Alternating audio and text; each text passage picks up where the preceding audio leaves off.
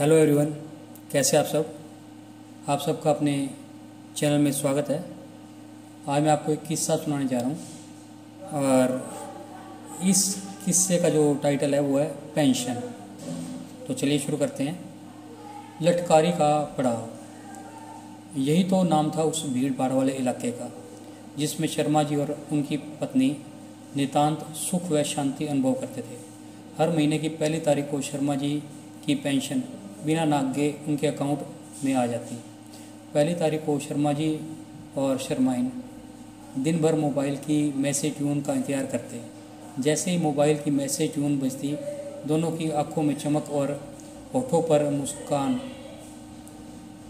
का जादू पूरे वातावरण को रंगीन कर देता।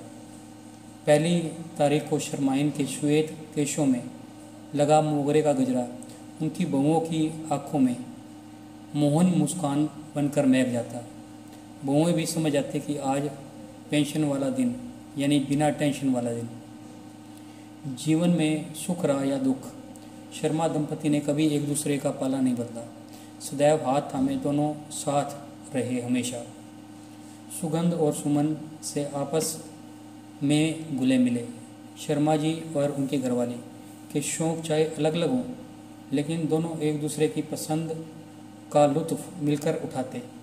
शर्माइन अगर सास बहू वाला डेली सोप देखना चाहती तो शर्मा जी डिस्कवरी के पसंदीदा कार्यक्रम मैन वर्सेस वाइल्ड का मोह त्याग कर अपने पोपले मुंह में बारीक सुपारी वाला पान दबाए खलनायकों वाला सीरियल देखते। ऐसे ही जब शर्मा जी का मन नर्मदा किनारे बैठने का होता तो शर्माइन मोहल्ले की औरतों का साथ खीरमाई के मंदिर में कीर्तन करने वाला लोग त्याग कर शर्मा जी के साथ नर्मदा की पुरवैयों में मंद मंद बहने लगती।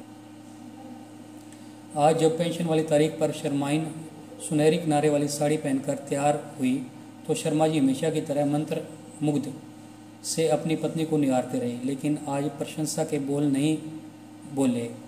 कारण कल रात किसी बात पर होती बहस ने बढ़कर छुटपुट झड़प का रुख अख्तियार कर लिया था। बात बात में बड़ी बात से दोनों के बीच अबोला पसर गया। दोनों ने एक दूसरे से बात बंद कर दी थी, लेकिन यह पेंशन वाला पहला दिन दोनों की आदत में शुमार था और दोनों ही इस सुख को छोड़ना नहीं चाहते थे। अतः तैयार हो मौन धारण किए अपने घर से निकल पड़े। घर से निकलते ही गली के सिराने पर दोनों एक रिक्शे पर सवार होकर निकल पड़े अपनी आनंद यात्रा पर।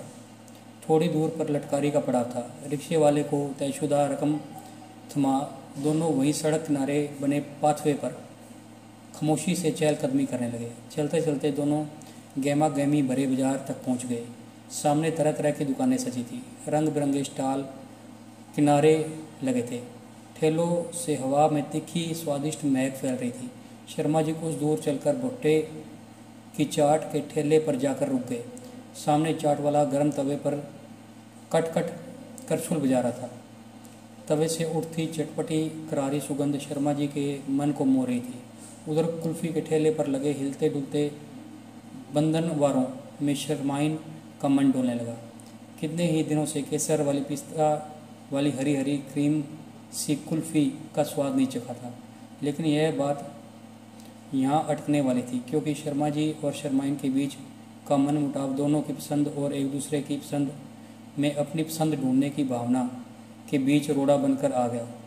आज दोनों के लिए एक दूसरे की पसंद नहीं, अपनी पसंद ज़्यादा मुखर थी। कुरकुरी चाट खाने का फैसला शर्मा जी ने शर्माइन को सुनाया। शर्माइन ने भी अपनी आवाज़ को बुलंद करते हुए कुल्फ़ी खाने की फरमाइश की। दोनों का मतांतर प्रबल होने लगा, लेकिन दोनों ही अपने अपने अलग अलग पसंद पूरी करने के पक्ष में नहीं थे, बल्कि दोनों ही आज एक दूसरे से अपनी पसंद पूरी करवाना चाहते थे। मामला कुल्फ़ी और करारी भुट्टे की चाट पर अटका था। दोनों में नानुकर और ऐसवकृति की धार तेज थी। अंतः पलड़ा शर्मा जी का भारी पड़ा और निष्कर्ष चाट खाने की बात और इच्छा दोनों पर शर्माइन की स्वीकृति की मोहर लग गई। दोनों चाट के ठेले की तरफ बढ़ चले, लेकिन यह क्या, शर्माइन ने शर्मा जी को टोका। तुम्हारी 32 का डिब्बा कहाँ है? शर्मा जी ने चौंक कर जेब टटोली। डिब्बा नदारत था, शायद कल रात साफ करने के बाद टेबल पर ही छूट गया। शर्मा जी के चेहरे पर मायूसी छा गई, क्योंकि उनकी पसंद के भुट्टे की चाट बिना नकली दांतों के नहीं खाई जा सकती थी। उन्होंने सामने खड़ी शर्माइन की तरफ निहारा और चेहरे पर उनके शरारत मुस्करा रही थी।